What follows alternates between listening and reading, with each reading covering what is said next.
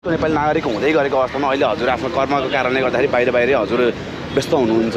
अब हजुरले भावी हजुर यो देशप्रतिको माया र यो देशप्रतिको यो हजुरले केही योजनाहरू बनाएर नेपालमै बस्न चाहनुहुन्छ या फेरि हजुर केही समयपछि बाहिर जानुहुन्छ के छ हजुरको? म त नेपालमै हो, मेरो सबै नेपालमै छ। विदेश भएको धन बाहिरतिर बस्नु भएन। एकदम भइसक्यो युरोपमा अमेरिकामा सबै ठाउँ हुन्छु, तर म त्यता कार्टुन छ नि केही छँदै छैन। सबै मेरो लगानी नेपालमै छ, जुन ठाउँ छ। कृषिलाई परिवर्तन गरौँ होइन या भन्ने बसेको चाहिँ म त्यही विशेष गरी मेरो उद्देश्य नै त्यही नै राजनीतिक भन्दा पनि कृषिलाई हामीले जोड दिनुपर्छ भन्ने लागिरहेको छ। जुन अहिले अब जस्तो अहिले रवि बालेन हाम्रो कुलमानजीहरू सबै मिलेर चाहिँ अब संयुक्त रूपमा चुनाव लड्ने भन्ने कुराहरू आइरहेको छ नि बाहिर मिडियामा, यसमा हजुर के भन्न चाहनुहुन्छ? यदि निस्वार्थ छन्, केही स्वार्थ छैन भने लड्नु पनि पर्ने हो। तिनीहरूसँग स्वार्थ छ भने तिनीहरू लड्दैन होला। हजुर स्वार्थ छैन देश बनायो भन्ने उनीहरूले लड्नुपर्छ। के गर्ने त नयाँ नमिले पुरानो त मिलिसके, नयाँ त नमिलेर के गर्ने? अनि अब यो देशमा हजुरले चाहिँ म पनि चुनाव लड्छु, मैले पनि केही गर्न सक्छु, देशलाई केही योगदान दिन सक्छु भन्ने हजुरको केही योजनाहरू छ कि छैन? भावी योजनाहरू छ कि छैन? एकदम छ। मैले सुरुमै सामाजिक सञ्जाल मार्फत फेसबुक मार्फतै भिडियो बनाएर हामीले खबरदारी गर्नुपर्छ भन्ने सुरुवात गर्ने सायद मै होला लाग्छ। एकदम सही कुरा। त्यसो गरेको भयो पनि केही मात्रामा होइन। एकदम यसै गरी अहिले कृषि सम्बन्धी मैले भने कृषि सम्बन्धी नेपालमा कृषिलाई प्रवर्धन गर्नुपर्छ भनेर आइरहेको छु म। विशेष गरी मेरो आफ्नै पनि कृषि फार्महरू छ, त्यो हिसाबले चाहिँ कृषि फार्महरू छ। कृषिलाई परिवर्तन गरौँ र कृषकलाई हामीले प्रमोट गरौँ भन्ने हिसाबमा आएको। विशेष गरी अब यो आन्दोलन अरू हेरेर आऊ मैले होइन। यसमा म एकदम धेरै नजिकमा कनेक्टेड पनि छु। कतिपय मान्छेले चेन्जीकै यो मुख्य मान्छे नै हो भन्ने पनि भन्छन् होइन। तर सुरुवातदेखि नै समर्थन गरेर हो, नडराइकन मैले कतिपय मान्छेहरू अलिक गाह्रो पनि मान्छेहरू अलिकति केही भन्ला कि मलाई चाहिँ यो पत्रकार भयो अथवा चाहिँ भयो भने स्वतन्त्र बस्नुपर्छ भन्ने जस्तो लाग्दैन क्या। देशैको यस्तो स्थिति भइसकेपछि अनि स्वतन्त्र चाहिँ कहाँ भन्ने त? हामी स्वतन्त्र भएर मात्र के गर्ने होइन? केही त लिनु पऱ्यो नि त। त्यही हिसाबले पनि आज पुस 10 गते 51औं दीक्षान्त समारोह भयो, रङ्गशालामा भयो। यहाँ हजुरलाई चाहिँ लगभग 16,000 विद्यार्थीहरू चाहिँ दीक्षान्त भयो। यसमा 16,000 विद्यार्थी दीक्षान्त हुँदै गरेको अवस्थामा देशमा ती विद्यार्थी भाइ बहिनीहरूले रोजगारी पाउलान् नपाउलान् र कुरा बुझिसके तपाईँको मुख्य कुरा के छ भन्दाखेरि हाम्रो विद्यार्थीहरू विदेश जानै हुँदैन भन्नेमा छ। एकदमै धेरै घाटा चाहिँ यो बुझेकै छैनन् क्या। यो पनि एउटा मेरो अर्को छ। किन भन्दाखेरि नेपालमा विद्यार्थी जानको लागि 30 देखि 40 लाख रुपियाँ लाग्छ विदेश जानलाई होइन। अनि विदेशमा म अस्ति भर्खर युकेबाट आएको मैले देखाए पनि थिएँ। हाम्रो भाइहरू यहाँ 5 तला घरमा बसेका मान्छेहरू त्यहाँ गएर एउटा कोठामा 4जनाले एउटा मान्छेले झन्डै 400 पाउन्डदेखि 300-400 पाउन्ड तिर्छ। 304मा 50 देखि 60,000 तिर्छ कि भाडा मात्रै होइन। म त्यहाँ खाना पनि खाएको थिएँ, हामी भैँमा बसेर खाथ्यौँ कि जस्तो यहाँ नेपालमा यदि स्ट्यान्डर्ड छ उता गएर त्यस्तो बिजोग छ भन्नु। त्यहाँ मात्रै होइन, हरेक ठाउँमा। त्यो विदेशमा के हुन्छ भन्दाखेरि त्यो तपाईँको झन्डै 15 देखि 20,000 डलरसम्म गरिन्छ। के गरिन्छ भन्दाखेरि कलेजको फी हुन्छ होइन। उसले त्यति मात्रै कमाउँछ, त्योभन्दा बढी कमाउँदैन। 5-6 वर्षसम्म उसले के गर्छ त त्यहाँ आफ्नो लाइफ वेस्ट गर्छ 5 देखि 6 वर्षसम्म। त्यसपछि बल्ल अलिअलि कमाउने हो।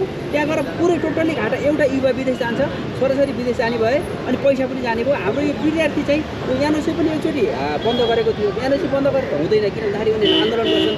यस्तो कुरा बुझाउनुपर्छ हामीले सबैजनालाई। त्यहाँ गएर बिल्कुल घाटा छ। पहिला थाहा थिएन मान्छेलाई, ओहो विदेश गएर के होला भन्ने भयो।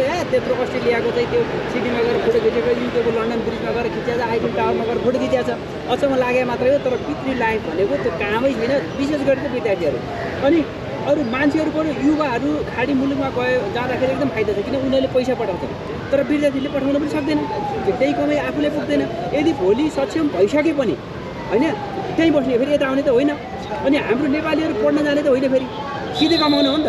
पढ्न कोही पनि होइन। पढ्न भने त अलिकति ठुल्ठुला नेपालका पनि अलिकति वरिष्ठका मान्छेहरू मात्रै जाने हो। त्यो हुनाले विद्यार्थी चाहिँ जानै हुँदैन भनेर विद्यार्थीहरूलाई यो सन्देश दिन चाहन्छु। म बारम्बार एउटा यो विषयमा चाहिँ विद्यार्थी जानै हुँदैन भन्ने हजुरले यो भन्दै गरेको अवस्थामा त देशले चाहिँ यी जुन दीक्षान्त समारोहमा जुन 16,000 चाहिँ यो साल मात्र भयो, प्रत्येक साल 16,000, 20,000, 22,000, 25,000 होलान्। उनीहरूको लागि सुनिश्चित भविष्यको लागि राज्यले के गर्छ त, के गर्दा उपयुक्त होला भन्ने हजुर लाग्छ? त्यही गर्दैन त, एकताल आन्दोलन भइरहेको, त्यही गर्दैन र यो यत्रो फ्रस्ट्रेसन आइरहेको होइन। यो गर्नुपर्थ्यो, यो किन गर्दैनन् भन्दाखेरि जो अहिले छन् नि शिक्षा मन्त्री भएका मान्छेहरूलाई अथवा चाहिँ देशमा भएका मुख्य मान्छेहरूले यो विषयमा जस्तो हामी जस्तो मान्छे यदि त्यो ठाउँमा हुने भए गर्न सकिन्थ्यो क्या। ती आफूले भोगेर आएको भए यो गर्नुपर्छ भन्ने जस्तो म खासै देख्दिनँ कि। अहिलेसम्म मन्त्रीहरू पनि हेरौँ न, अब पहिलाका पनि के हुन्थ्यो त, मन्त्री हुनै गाह्रो, पहिला गएर सांसद हुनै गाह्रो, पार्टीले टिकटै दिँदैन होइन। पार्टी कत्रो टिकटमा गएर टिकट पायो, त्यसपछि फेरि मन्त्री बन्न कति गाह्रो, कति पैसा तिर्नु पऱ्यो। अनि त्यो मान्छेले कहिले बोल्ने कहिले गर्ने क्या। जबसम्म एउटा स्वतन्त्र रूपमा जो आफू एउटा मान्छे जाँदैन त्यो मान्छेले गर्न सक्छ। अब अहिलेका यी मन्त्रीहरू त्यो चासो पनि छैन, मतलब पनि छैन क्या। ती भोगेर आएको भए बन्द बोल्थ्यो, उनीहरूले भएका छैनन्, उनीहरूको लाइफ स्टाइल राम्रै छ। एकजना राम्रो पत्रकारले मलाई पोर्साल के भन्नुभएको थियो भन्दाखेरि तपाईँ विदेशबाट आउनुभयो, विदेशमा त नेपाल खतमै भयो, डुबिसक्यो भन्नुहुन्थ्यो, त्यस्तो लाग्थ्यो। यहाँ त ठिक छ नि है भन्थ्यो क्या त्यो मान्छेले। उनलाई चाहिँ त्यो ठिक लागिरहेको छ। मैले भन्न खोजेको के भने माथिल्ला वर्गका मान्छेलाई नेपाल ठिकै छ भन्ने जस्तो लाग्छ क्या। अनि तल्ला मान्छेहरू नर्मल मान्छे मिडियमका चाहिँ के छैन, होइन यहाँ त कामै छैन, खतमै छ, विदेशै जानुपर्छ भन्ने त्यो खालको छ। तर हामीले विदेश जानुपर्छ, यस्तो गर्नुपर्छ अलिकति भन्नु हुँदैन फेरि। म त यो एकदम सही। मान्छेले भन्दा पनि आफै विदेश गएको छ भन्दा मेरो एकदम राम्रो जागिर छ, म बिजनेस छ, मेरो सबै लगानी यहाँ छ मात्रै गएको हो, नत्र सकभर विदेशै जाने हुँदैन। यही सङ्घर्ष गर्ने हो नि, कसको हो र किन डराउने? अर्का देशको नियम कानुन मान्नुपर्छ यार, कम्ता गाह्रो छ। हुँदै नभएको नियम मान्नुपर्छ, भोलिबाट अर्को नियम आउँछ। अब त्यहाँ तपाईँको अस्ति मैले युट्युबमा देखेँ एउटा हाम्रो आर्मीलाई क्या एउटा यस्तो खुच्चीले लात्ती हान्ने आएको थियो क्या। विदेशमा कति गाह्रो छ, उसको नियम मान्नु पऱ्यो, हरेक प्रत्येकको नियम मान्नु पऱ्यो। यहाँ हामी डराउने भने हदै डरायो पुलिससँग, अहिले पुलिस आउने मान्छे डराउनु छोडिसक्यो। त्यहाँ विदेशमा त्यहाँको नागरिकसँग त्यहाँको चाहिँ हरेक प्रत्येक निकायसँग डराउनुपर्छ हामीले। त्यहाँको दोस्रो लास्टै हो कि त्यहाँ त कुनै भ्यालु नै हुँदैन। यो बाध्यता छ, त्यही भएर विदेश नजाउँ। पहिलो कुरा त स्टुडेन्ट त पठाउँदै नपठाउने, स्टुडेन्ट त जानै हुँदैन। म विभिन्न कलेजहरूमा जाँदैछु यो विषयमा चाहिँ। अब अरू मान्छे पनि सकभर नजाउँ, विदेशतिर गएको कुनै फाइदा छैन भन्नु। जस्तै हालसालै माविर पुन हाम्रो माननीय ज्यूले चाहिँ के भन्नुभयो भने वैदेशिक रोजगारमा रहेका या विदेशमा रहेका नेपालीहरूले भोट हाल्न नपाउने भयो, जेसुकै गर भन्ने कुरा गर्नुभयो। यो अभिव्यक्ति उहाँले दिँदै गरेको अवस्थामा त्यही वैदेशिक रोजगारमा भएका आम नेपाली जनताहरूले चाहिँ रेमिडेन्स पठाउँदाखेरि सबै कुराहरू चल्छ, तर उहाँहरूले भोट हाल्न चाहिँ किन नमिल्ने? यसको लागि चाहिँ तपाईँ राज्यलाई यो राज्यलाई चाहिँ के भन्न चाहनुहुन्छ यो विषयमा? चाहिँ विदेशमा भएका मान्छेले भोट हाल्न दिनुपर्ने हो। विदेशमा भोट हाल्न पाइन्छ, विभिन्न देशका मान्छेहरू आफ्नो एम्बेसीमा गएर भोट हाल्छन् विदेशमा होइन। मैले देखाएको छु त्यो त्यहाँ। अब हाम्रो नेपालका मान्छेहरूलाई पनि यसरी एम्बेसीमा गएर भोट हाल्न दिनुहुन्थ्यो। अस्ति सुशीला आमाले पहिला त पाइन्छ भन्दै हुनुहुन्थ्यो, हाम्रो ओम प्रकाश सरकारले भन्दै हुनुहुन्थ्यो। अहिले पछिल्लो समय त $9 लाग्दो रहेछ, $10 लाग्दो रहेछ, महँगो रहेछ भन्ने एक थरी। अब अर्का थरी के भन्छन् भन्दाखेरि कहाँ गएर भोट हाल्ने, रेस्टुरेन्टमा गएर भोट हाल्ने कि कहाँ गएर भोट हाल्ने भनेर अस्तिको महेशले त्यही भन्दै सुनिरहेको थिएँ। अब त्यही फेरि एमालेका के गर्छन्, हाम्रो पार्टीले अहिले चाहिँ इलेक्ट्रिकबाट भोट हाल्यो भनेर गौरव गर्दैछन् होइन। त्यही पार्टीका मान्छेहरू, यो मैले भिडियो बनाएर भनौँला भन्ने विचार थियो। त्यही पार्टीका मान्छेहरू के गौरव गर्दैछन् भन्दाखेरि हामीले इलेक्ट्रिकबाट भोट हाल्यौँ भन्ने गौरव गर्दैछन्। अनि त्यही पार्टीका मान्छे के विरोध गर्छन्, विदेशमा कसरी भोट हाल्ने, रेस्टुरेन्टमा गएर भोट हाल्ने कि होटलमा गएर भोट हाल्ने कि भनेर गर्दैछन्। त्यो भनेर त्यो आफ्नो पार्टीलाई भन्दा देशलाई के दिँदैन, पार्टीलाई चाहिँ इलेक्ट्रिकबाट भोट हाल्ने बनाए। अनि विदेशकालाई चाहिँ भोट हाल्न पाउनु हुँदैन यताउता भन्ने हो। तर यो विषयमा गर्नुपर्ने थियो। सुशीला आमाले चाहिँ महँगो हो, यहाँ हो, त्यहाँ भन्नुहुन्छ। अनि फेरि पार्टीको समर्थन चाहियो अरे। ए बाबा, देशको जनताले भोट हाल्ने पार्टीको समर्थन किन चाहियो? सरकारले निर्णय गर्ने कुरा हो नि त। पार्टीको समर्थन किन चाहियो हरेक कुरामा? यो त यो अब भन्दाखेरि अब भने जस्तो एकदम खत्तमै काम छ क्या हाम्रो नेपालमा। पार्टीकै कुरा गर्दा पनि हेर्नु न, अब अहिले एउटा टिकट पाउनको लागि के गर्छ त, त्यही नेतालाई भन्नु पऱ्यो, जनताबाट छानिनु पर्दैन। जस्तो अस्ति राष्ट्रिय स्वतन्त्र पार्टीले गरेको थियो जस्तो रूपन्देहीमा, जनताबाट छाने, स्थानीयबाट छानेर त्यसलाई क्यान्डिडेट मानेको अनि बल्ल त्यो मान्छेले त्यहाँको लागि गर्छ त। अहिले चाहिँ जिल्लाबाट के गर्छ त, 5वटा उम्मेदवार पठाइदिन्छ। त्यो 5वटा उम्मेदवारले गरे पाले ढोक्नु पऱ्यो माथि, ढोकेपछि कसले टिकट पाउने हो, बल्ल पो हो नि त। त्यो हुनाले एउटा कुरा गलत कुरा चाहिँ के छ भन्दाखेरि चाहिँ यी पार्टीमा यही छ। अनि अर्को जनतालाई भोट हाल्नु पर्ने जनताले, अनि पार्टीको समर्थन चाहियो, हलानाको समर्थन चाहियो, ढिस्कानाको समर्थन चाहियो भने एकदमै गलत कुरा छ। अब हामीले सामाजिक सञ्जाल मात्रै भनेर के गर्छौँ, सामाजिक निकायमा पनि हामी पहल गरौँला, तर यो चाहिँ गर्नुपर्छ, यो चाहिँ हुनैपर्छ। जस्तो भनिन्छ नि बोल्नेको पिठो बिग्छ, नबोल्नेको चामल पनि बिग्दैन भनिन्छ। जेनजी युवाहरूले आफ्नो खुन पसिना बगाए, देशमा चाहिँ भ्रष्टाचार भयो भनेर चाहिँ यी भ्रष्टाचारीहरूलाई पन्छाउन खोजे, हटाउन खोजे, यी पार्टीहरूलाई हटाउन खोजे। तर आज फेरि पनि संसद विरुद्ध आएर फेरि जिउको तिउ बनाउने अवस्था अहिले ल्याइरहेका छन्। यही विषयमा चाहिँ सरसर बिउदाउने बिउ दिन्छ भनेर माने अनि बिउदार चाहिँ गर्छन् चाहिँ के त हो त्यही हो। बिउदाएर रे ल भएर आएर चाहिँ गर्छन् के त अस्ति के गरे त अनि भोलि फेरि अगाडिखेरि के हुन्छ त मलाई बिउ अचम्म लाग्छ यो बिउदाउने कुरा गरेर देख्दा पनि यो कसरी यस्तो कुरा किन यिनीहरूको दिमागमा आउँछ सोध्छन् पनि कसरी भन्ने सोध्छु कि म त बिउदार चाहिँ हुन्छ चाहिँ के त अस्ति चाहिँ के भएको थियो त फेरि चाहिँ के हुन्छ त अब त्यो हुनाले यो बिउदाउनु कुनै अर्थ पनि छैन सायद यो बिउदाउँदा नि बिउ दिँदैन है बिउदाउनु पनि हुँदैन यो सर्वोच्च अदालतले यस्तो खालको निर्णय पनि गर्दैन यो गर्दैन अनि अर्को यहाँनिर अर्को कुरा के छ भन्दाखेरि चाहिँ विदेशीहरूले फेरि नेपालमा एउटा आन्दोलन गराउनुको लागि अस्ति जसरी मान्छे मारे नि त होइन हुँदा खाँदाको सामाजिक सञ्जाल बन्द चाहिँ किन गर्नु परेको थियो हाम्रो सामाजिक सञ्जाल थियो नेपालमा केही त छैन किन बन्द गर्नु पऱ्यो बन्द गराएर बालबालिका बाहिर निस्क्या होइन नत्र किन निस्किन्छ अहिले हेरौँ त्यो 10-12 वर्षका जेनजीहरू 18-19 वर्षका ती बालबालिका बाहिर निस्किन्छन् मोबाइल चलाएर बस्छ अस्ति पनि बसिरहेको थियो बेकारमा बन्द गरेर बाहिर आउनु परेको पऱ्यो निकाले हो नि त निकालेर गोली चलाएर मारिदिए हो यसै गरी फेरि अहिले फेरि त्यो बिउदायो भने त त्यो फेरि अर्को काण्ड हुन्छ फेरि मान्छेले आन्दोलन त पक्कै पनि गर्छन् भन्नेको हिसाबले चाहिँ फेरि एकचोटि मान्छे मार्ने यो खालको खेल पनि हुँदैन अहिले भर्खर हजुरले के भन्नुभयो भने नि अहिले म जेनजी हुँ भनेर बाहिर आउने घाइते होस् या जोसुकै होस् म बाहिर आउनका लागि चाहिँ उहाँहरूलाई चाहिँ अप्ठ्यारो छ भन्नुभयो हजुरले होइन यो अब अप्ठ्यारोको बिचमा उहाँहरू आफू पीडित हुनुहुन्छ कतिको बुवा आमा चाहिँ आफ्नो छोराछोरी गुमाएर बसिरहनु भएको अवस्था पनि छ कतिजना घाइते भएर घरभित्र ढोका थुनेर बसिरहनु भएको अवस्था पनि छ यसमा चाहिँ हजुरले त्यो जेनजी भाइ बहिनीहरूलाई जो घाइते भएर बसिरहनु भएको छ उहाँहरूलाई चाहिँ के सल्लाह सुझाव दिन चाहनुहुन्छ र उहाँको मागको सम्बोधन कसरी होस् भन्ने चाहनुहुन्छ यस्तो छ अहिले यो डराउनु पर्ने कुरै छैन क्या पहिला किन डराउनु पर्यो कुन यिनीहरू डराउनु पर्ने कुरै छैन अहिले जेनजीको सरकार भएको हुनाले हामी पनि चुप लगाएर बस्या हो केही जेनजीहरू पनि चुप लगाएर बस्या हो यिनीहरूसँग डराउनु पर्ने किन डराउनु पर्ने आन्दोलन गर्नु पार्दैन उनीहरू चाहिँ आन्दोलन सुरुवातै उनीहरूले गरे होइन गोली हाने उनीहरूले होइन बालबालिकाहरू किन डराउनु पर्यो डराउनु पर्ने कोही पनि जेनजीहरू कोही पनि डराउनु पर्ने आवश्यकता छँदै छैन होइन तर आफ्नो स्वतन्त्र हिसाबमा गर्ने अब त्यस्तो घटनै ठुलै घटाएको छ भने त्यो मान्छेहरू छुट्टै कुरा भयो नत्र डराउनु पर्दैन कोही पनि नडराउनुहोस् भन्न चाहन्छु म यिनीहरूसँग किन चाहिँ डराउनु पऱ्यो कि पूर्ण यिनीहरू डराउनुलाई यहाँ चाहिँ के भयो भने काम गर्ने कालो मकै खाने भालु भयो क्या नाम चाहिँ जेनजीको सरकार भनियो तर जेनजीको माग कुनै पनि सम्बोधन भएन क्या त्यो त भएन त्यो सबैले देखेकै कुरा हो के गर्ने अब यो त्यही विषयमा त्यो आन्दोलन भइरहेको छ त्यही विषयमा हामीले बोलिरहेको छौँ तपाईँहरूले बोलिरहेको छ त्यो त हुँदै भएन गर्दै गरेन अब मैले किन गरेनन् भन्ने एउटा मेरो हाइपोथेटिकल हो फेरि ठ्याक्कै यही त होइन मलाई लाग्छ यिनीहरूलाई चाहिँ हलो अड्काउन आएको जस्तो छ कि अहिले मात्र कि जेनजीको जुन खालको उभार थियो जुन खालको एउटा चाहिँ थियो नि त त्यसलाई अड्काएर शान्त मात्रै पार्दियो शान्त मात्रै पारेर एकचोटि बिचमा हलो अड्काउनु न काम हुन दिने नभए छोडिदियो हुन्थ्यो नभए अस्ति हाम्रो सुशीला आमा अहिले म सक्दिनँ यहाँ गर्दैन महावीर गुणहरू हामी गर्नु सक्दैन भन्छन् नगर्नु सम्झाए मन्त्री किन गएको मलाई चाहिँ अफर आइरहेको थियो हाम्रो प्रणालीका जेनजीहरूले मलाई भनेको थियो त अनि प्रणालीका जेनजीहरूले ल तपाईँ जानु पऱ्यो भनेर जबरजस्ती थियो मैले हुँदैन मैले जाँदै जाने भनेर मैले गइनँ भने नगएको भयो त किन जानु पऱ्यो नसक्ने नजान्दा हुने भयो हो त्यो हुनाले यो कुरा त बुझ्नु पर्ने अर्को कुरा चाहिँ के छ भन्दाखेरि यो हाम्रो नेपालमा अलिकति मिडिया र अरू सबैले गर्दा अलि मान्छेको शिक्षितको रूपमा पनि पछाडि छ जस्तो अहिले म फ्रान्सबाट आएको फ्रान्समा 5 चोटि गणतन्त्र आयो अहिले त्यसो गर्दाखेरि हाम्रोमा अलिकति अशिक्षित यो मिडियाको कमीले गर्दाखेरि यो चेतना स्तर पुग्नै बाँकी छ कि पुग्नै बाँकी छ केही समय लाग्छ देश बन्छ बन्नुपर्छ परिवर्तन हुनुपर्छ आउँछ आयो अझै धेरै आउनुपर्छ अब अहिले बालेन र रवि बीच भेटवार्ता भइरहेछ नि यो सहमतिलाई कसरी हेर्नुहुन्छ तपाईले प्रणालीमा के फरक आउँछ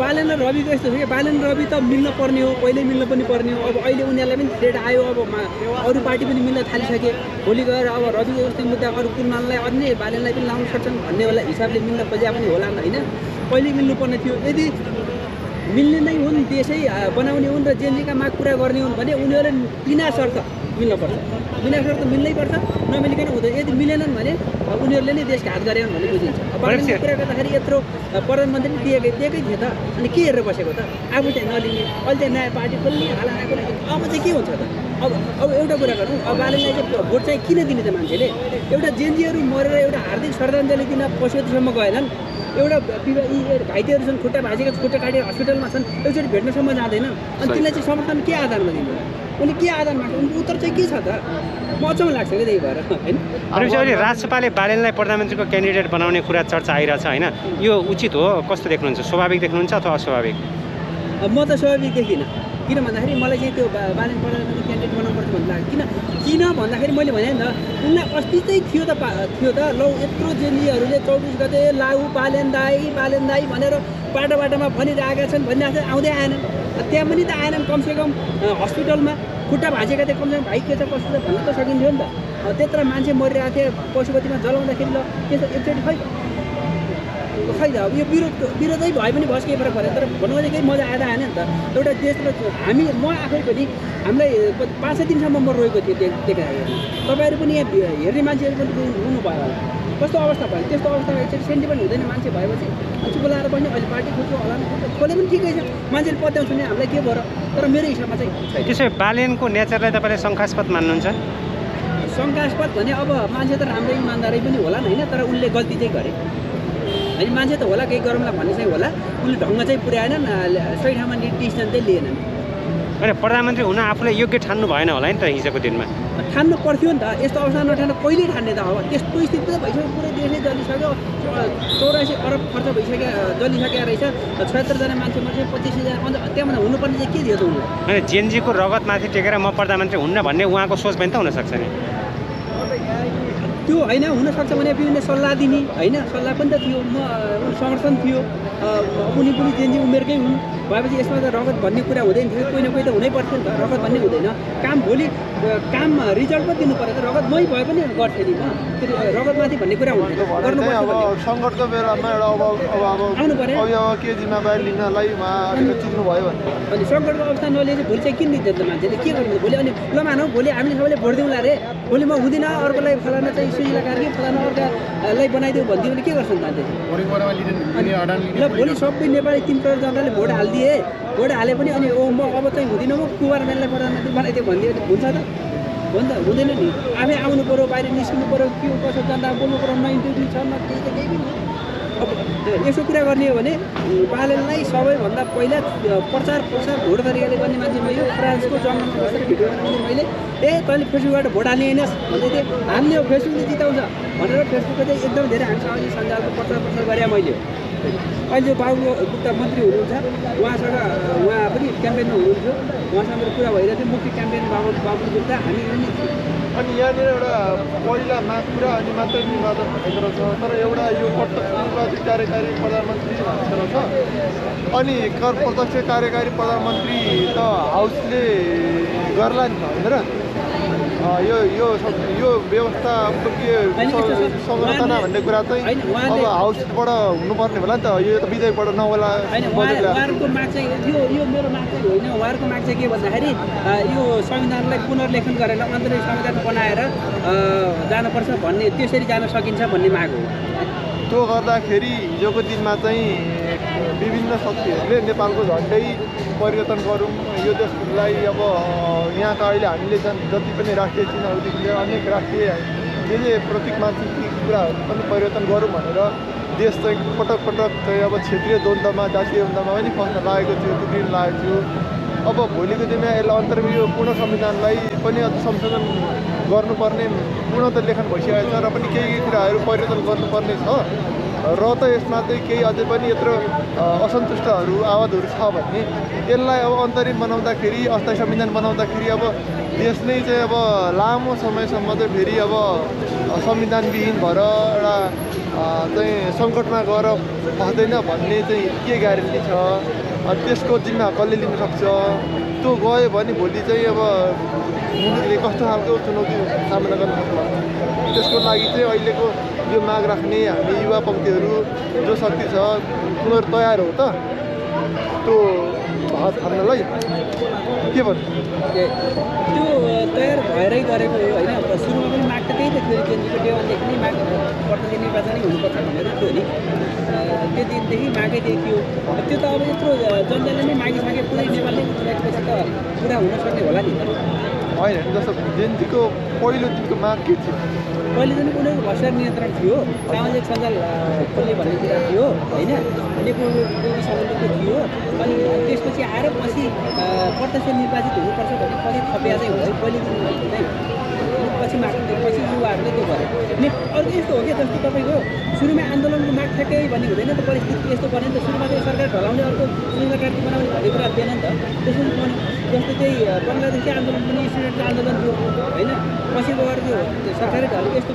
परिस्थिति बन्दै जाँदाखेरि पछि प्रत्यक्ष निर्वाचनको माग पछि आएको चाहिँ अब हामीहरूले चाहिँ अब भइरहेको कमी कमजोरीलाई सुधारेर अझ छिटो चुस्त दुरुस्त र डेलिभर गर्न सक्ने खालको व्यवस्था परिकल्पना गरेरै भएकोलाई अझ राम्रो पुनर्लेखन गर्न खोजेका हौँ तर त्यो गर्दै गर्दा कतै फेरि अब हामीको अनुभवको कमीले गर्दाखेरि हाम्रो गोजीमा टिपेको चाहिँ अब भुइँको टिप्न खोज्दा गोजीको झरेर चाहिँ अब संविधानविहीनता भयो र देश चाहिँ जातीय क्षेत्रीय मुठभेडमा जाने अनि त्यहाँबाट लामो समयसम्म संविधानविहीनता भएर चाहिँ त्यस्तो भयो भने चाहिँ के गर्ने त्यसको हुँदैन भन्ने चाहिँ के ग्यारेन्टी छ र तपाईँले भनेको कुरा हुँदैन भन्ने ग्यारेन्टी पनि छैन हुन्छ भन्ने ग्यारेन्टी पनि छैन नि त किनभने हामीले त अब सिके राउतोदेखि माओवादी संस्था द्वन्द्वदेखि लिएर सबै भएको हो नि त अब अहिले पनि त्यहाँ यही संविधानमा प्रदेशको भर्खरै 1-2 वर्ष मात्रै भयो नामाङ्कन भएको नामाङ्कनको विषय त्यति पेचिलो थियो अखण्ड सुदूरपश्चिम भने त्यस्तै थियो होइन पूर्वका 9 जिल्लाहरू त लिम्बुवान राज्य हुनुपर्छ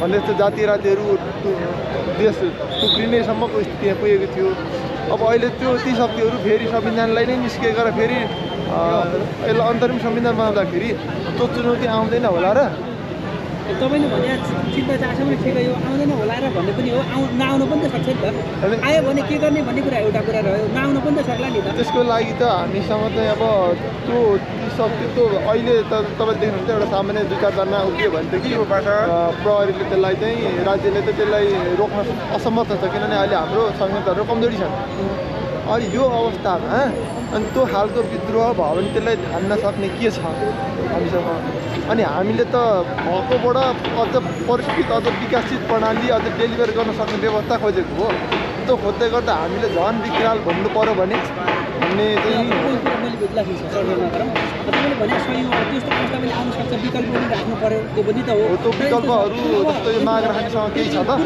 नेपाली जनताको समर्थनै त्यसरी छ प्रत्यक्ष निर्वाचित भन्ने कुरा अहिले मात्र होइन पहिलादेखि खोजिरहेको माओवादीको मुद्दा पनि थियो पछिल्लो समय जनताहरूले पनि अब हामीले आफैले भोट हाल्न पाउनुपर्छ भन्ने छ राष्ट्रपति पनि त्यही लाइनमा छ र राष्ट्रसभा पनि त्यही लाइनमा छ होइन नभएको भनेको यो काङ्ग्रेस र एमाले चाहिँ हो होइन उनीहरूको पनि धेरै तबका छ त्यो उनीहरूले त्यही माग भएपछि भोलि गएर यस्तो होला भन्ने कुरा तपाईँको चिन्ता चासो भयो मलाई लाग्छ त्यो हुँदैन 64को चुनावमा नेकपा माओवादीले त्यतिबेला प्रत्यक्ष निर्वाचित कार्यकारी राष्ट्रपति भनेर प्रचण्डलाई अघि सारेर घोषणापत्रमै त्यो राखेको थियो भलै जनताले उसलाई त्यसमा पनि बहुमत चाहिँ दिएनन् द्वितीय हुन सकेन पछिल्लोचोटि एमाले पनि आफूलाई प्रत्यक्ष निर्वाचित प्रधानमन्त्री चाहिँ बनाएको थियो घोषणापत्र त्यसलाई पनि बहुमत आएन भनेपछि जनताले